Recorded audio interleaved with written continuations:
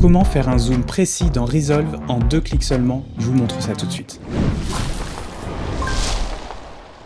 Ok, on se retrouve sur Resolve et là on a l'exemple d'un plan où on voudrait accentuer le cadrage autour du personnage qui est encore dans un plan un peu trop large. Et le but c'est d'éviter d'aller dans l'inspecteur ici et ajuster petit à petit avec les nombres en allant chercher. C'est pas forcément la méthode la plus rapide. Il y a une méthode beaucoup plus simple, c'est d'aller juste ici et d'aller cocher Transform.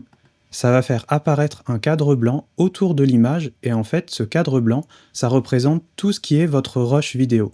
Vous pouvez cliquer gauche pour le déplacer, vous pouvez aussi jouer avec la rotation mais aussi avec le zoom et ce de façon beaucoup plus visuelle, intuitive, rapide et efficace que d'aller justement ajuster les petits paramètres des nombres qui eux par contre sont pratiques pour aller chercher la précision. L'idéal c'est de jouer entre les deux, entre le petit carré blanc et la précision des nombres qu'apporte l'inspecteur. On va reset tout ça, et donc la façon de zoomer un endroit précis en seulement 2 clics, c'est d'aller attraper la petite boule au milieu qui représente le point d'ancrage, c'est-à-dire la zone dans l'image qui va être au centre de toutes les transformations autour des zooms et autour des rotations également. Je déplace donc mon point d'ancrage sur la zone d'intérêt où je veux aller zoomer, et on voit ici que mon point d'ancrage, anchor point, vient de changer. Magnifique accent anglais. Une fois que j'ai déplacé mon point d'ancrage, il suffit d'aller tirer les bords de mon image. Pour ça, il ne faut pas hésiter à rester appuyé sur la molette pour déplacer notre vue dans l'image. On peut aussi utiliser la molette pour zoomer et dézoomer la prévisualisation de notre image. Et on peut aller chercher un des 4 coins, n'importe lequel, pour tirer l'image qui se zoomera directement sur notre point d'intérêt qu'on a paramétré avec le fameux point d'ancrage. Donc je recommence la manip très rapidement. Une fois que j'ai bien activé le rectangle blanc du transform qui s'active ici, premier clic, je déplace le point d'ancrage sur ma zone d'intérêt. Deuxième clic, je tire l'image pour ajuster le cadre que je désire. Après, il suffit d'ajuster visuellement si jamais c'est trop en restant appuyé sur clic gauche.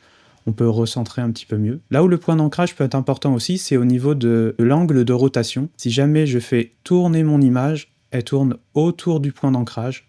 Si jamais je le change, à chaque fois la zone d'intérêt, la rotation et le zoom, c'est celle qui est liée au point d'ancrage. Petit tips supplémentaire, vous pouvez paramétrer des raccourcis pour aller encore plus vite sur ces points-là. Si on clique sur la petite flèche ici, on peut voir qu'il y a plusieurs façons de visualiser des outils qui nous permettent de mieux gérer nos images. On a donc le transform, on a le dynamic zoom. Si jamais vous ne savez pas ce que c'est extrêmement pratique pour faire des zooms animés dans le temps très rapidement. Je vous mets le lien juste ici de mon autre vidéo qui explique comment faire des zooms dynamiques. Et on voit que par exemple j'ai paramétré Alt-A pour faire apparaître ou non le fameux cadre blanc. Par exemple, si je fais Alt-A ou Alt-Z avec le fameux zoom dynamique, je peux passer d'un élément à un autre, ou bien, si jamais il est désactivé et que je refais mon raccourci Alt-A, il apparaît immédiatement, ce qui est très pratique pour réussir à faire un zoom à un endroit précis en 2 clics seulement. Si vous n'êtes pas fan des raccourcis, c'est vrai que ça fait 3 clics. Mais pour résumer, on a donc l'étape préalable, activer le rectangle blanc. Clic numéro 1, choisir notre zone d'intérêt où on veut aller zoomer avec le point d'ancrage. Clic numéro 2,